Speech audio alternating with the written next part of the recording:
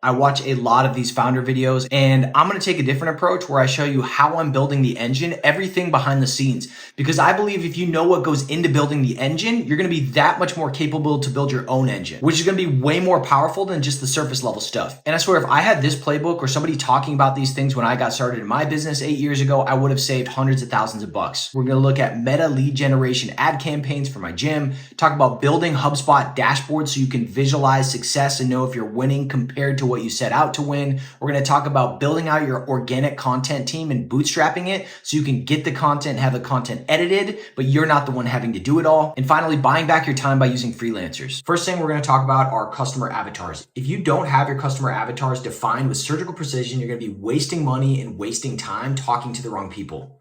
In a previous video, I talked about building out my character avatars through a book, The One-Page Marketing Plan by Alan Dibbs. So that was a really good framework, but I also purchased a course from this online site, Bootstrap Giants, by this founder who basically took and packaged a lot of his knowledge. And he talks about creating an ideal customer profile. There was a couple things in this course that I didn't have from the book.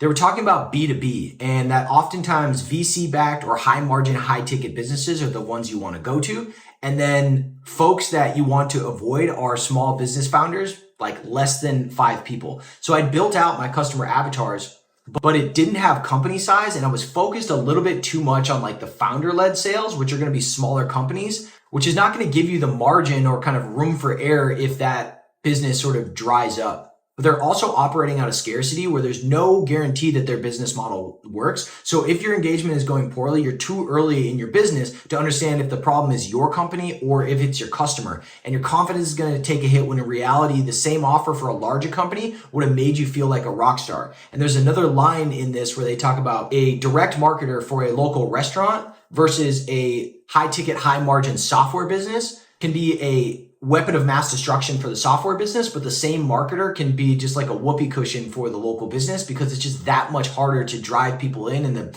the overall business structure doesn't have the same payoff from a return on investment standpoint. So this is my deck right here. I've got Freddie, the multi-location operator.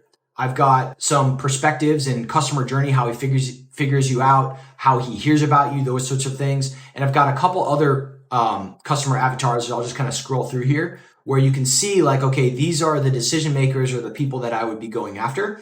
And then what I did is after I really understood those people and I had a picture in my head of who I'm going after, I created a scoreboard. So at the top, I've got the employee headcount. So how big of a size of a business is this? Then I've got this PVP framework, which is what's your personal satisfaction on a 1 to 10? What's the value to the marketplace on a 1 to 10? And what's the profitability of this business? And then 2 other pieces I've got are they VC backed or private equity backed? Meaning, do they have money? Are they looking to deploy it? And then lastly, is this a high ticket, high margin business? My Eric and Nina and my Alex and Grace folks that are in more established businesses are going to be higher scores because they have more money to be able to invest in these things. They've got problems that they can pay to have somebody solve it, because the same amount of work for Johnny Jim and Eric and Nina as a whale is probably going to go into it. One's just going to have a way higher payoff. Next thing let's talk about are my campaigns that aren't working, but why that's actually gold. And frankly, the results have not been that good.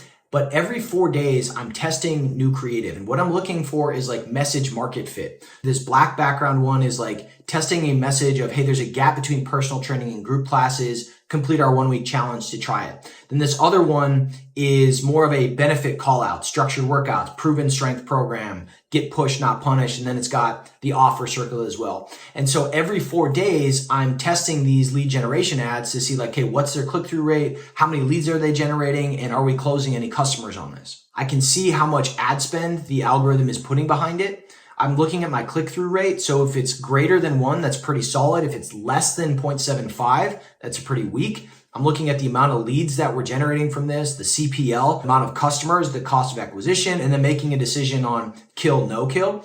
But I can start to see like what's working and what's not. And eventually, hopefully after I get through 4 weeks of testing this thing, we should be able to see, hey, this click-through rate was high. Hey, this one generated more ads. Hey, this messaging seemed to work. Or hey, this format seemed to work.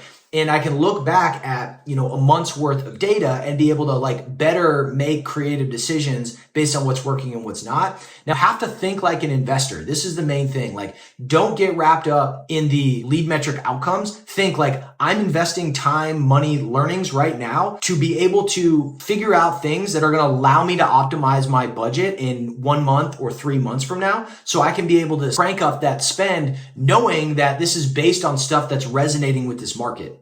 Next thing I want to talk about is building systems and hiring people to help you create organic content, but you're still bootstrapping it. Last quarter, I hired a freelancer through Upwork to write scripts and help me come up with ideas to be able to ideally get into the algorithm and pick up more steam. I ended up firing that person because the workflow was way too much work.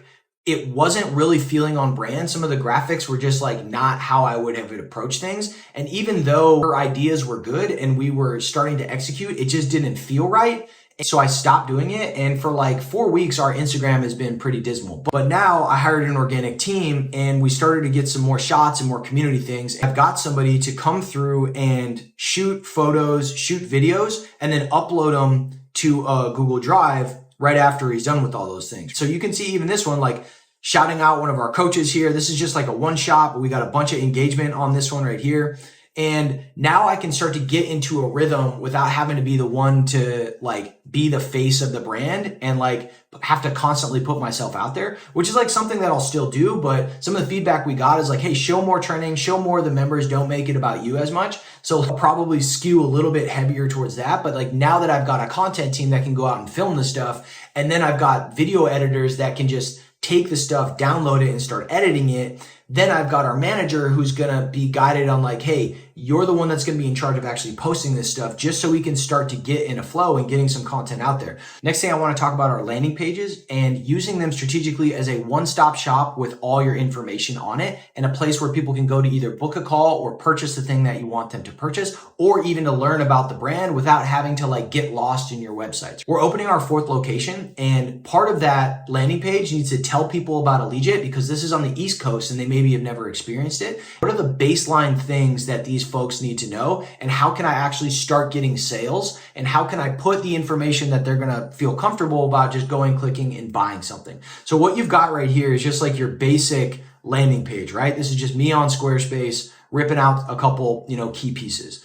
Then what I want to do is I want to make this look sexier, like this landing page that we built for Initiation Week. So it's just way more, it's just designed a whole lot better. There's images, there's FAQs, there's testimonials, and then there's calls to action here, right? So how do you get to something like this? Well, you start with your V1, then you've got a mock-up of what you want to do for your designer. Then it's like, okay, what are the sections, the wireframe of what this landing page would be? So I can hand all these things off to your designer and they can be working behind the scenes to help you execute this vision. So here's my wireframe that I gave them. I'm like, all right, here are the different sections that I want. I want the hero section, which is like the headline, train like an athlete, Allegiate Guilford is coming. Click here to get your free 1-week pass, which includes a personal training, 3 classes, and early access, right? Plus bonus, 2 free bonus PDFs, a 4-week strength program, and a thing on nutrition so you can learn how to use calories for gaining weight or maintaining your weight or losing your weight. And this is just like, wow, I get all that stuff. I want that prospect should feel compelled. Then as they start scrolling, it's like, okay, what is Allegiate? This is strength training for the modern athlete. You get a little bit into the founding story. You talk about some bullet points of what they get.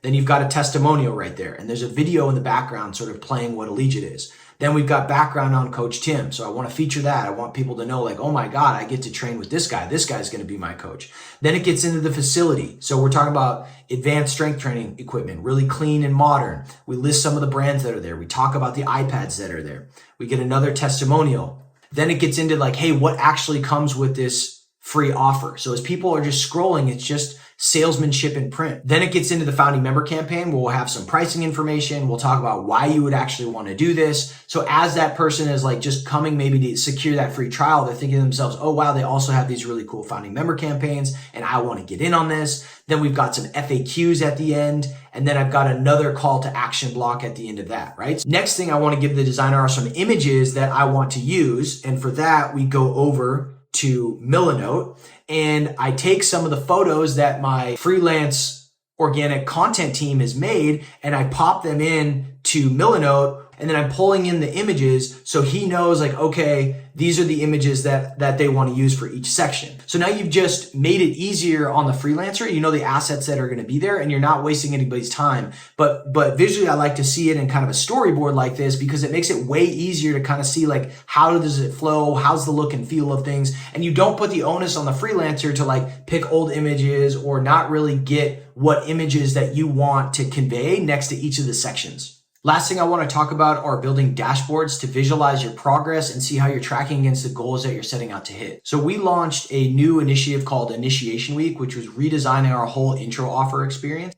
And in that process, I built a HubSpot dashboard because I wanted to see my top of funnel, how many leads do we have, how many booked, how many showed, how many closed, of the people that closed, how many have actually shown up, how many active trials do we currently have, and then on the conversion side, okay, once they finish the trial, how many have converted, how many feedback meetings have I had, and just like a one-stop shop where you can click a button and you can see all these things. I spent an ungodly amount of time building that thing out because I didn't know what I was doing, but in part I had to spend that time because I had to figure out through like getting my hands dirty, how does this stuff work? What you're looking at here are just some like really nice, easy reports where I can see on the bottom of funnel conversion side, hey, of my intro offers that have expired in the last 7 days, how many have converted? All right, cool. We've got 40% right there.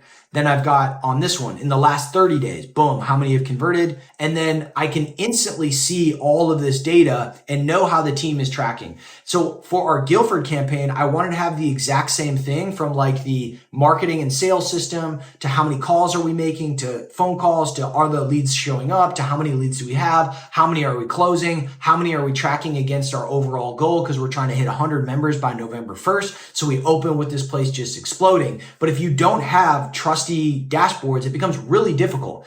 And on the flip side, it becomes way more motivating to see like how you're tracking against your goals. So instead of me diving in and building this, I know enough of what I want. I go on Upwork, I hire a freelancer, create a job description. You get a bunch of emails and resumes and you start looking through those things, set up some phone calls. So for a couple $100, the end goal here is going to be like somebody else that can build this for me as long as I just give them enough direction on how to do it. And then in the future, when I want to build other dashboards, I don't have to spend the time doing it. So it's an upfront investment and cost that you have to do to figure out and find the person. But once you do get that, they can build this project and then future projects. So future you saves a bunch of time down the road. And that's definitely an unlock that I didn't have in my early days of building the business that I wish I had had. So that was all the stuff that I shipped this last week and got my hands dirty on building this engine. So what can you steal from this? What are your next action steps? Number one is build your ideal customer profile, know exactly who you're speaking to, and then reverse engineer your sales metrics from there. Number two, test your ad creative. Spend a little bit, like $50 a day, taking big swings on different tests to find that message market fit. Number three, on your organic content side, it doesn't always have to be you making this stuff. For a couple $100, you can find somebody else or exchange a service for service to be able to offload you and then hire a freelancer to do some of the editing. And lastly, think like an investor. Buy back your time using freelancers and delegate stuff that you don't have to be doing. Spend that time up front to build the asset and the system that other people can do it. All right, so if you made it this far, thank you for watching. If it sparked some inspiration, if you got some ideas, if you're ready to run through a brick wall, drop a comment, let me know, and go get it.